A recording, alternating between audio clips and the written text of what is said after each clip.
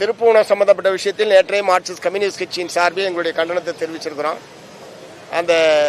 அது சம்பந்தமாக முதலமைச்சர் அவர்கள் தெரிவித்துள்ள கருத்து ஏற்புடையதல்ல.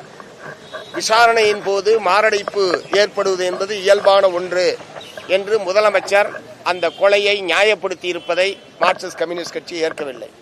ஏனென்று சொன்னால் மாஜிஸ்ட்ரேட்டினுடைய விசாரணையில் அந்த இறந்து போன அஜித்குமாருடைய உடலில் 15க்கும் மேற்பட்ட இடங்களில் கொடும் காயங்கள் இருந்தது என்பதை மாஜிஸ்ட்ரேட் உறுதி செய்திருக்கிறார்.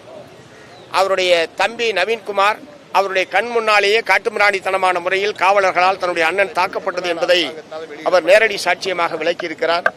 இத்தகைய சூழ்நிலையில் முதலமைச்சர் அவர்கள் மாரடைப்பினால் என்று சொல்வது என்பது ஏற்புடையதல்ல.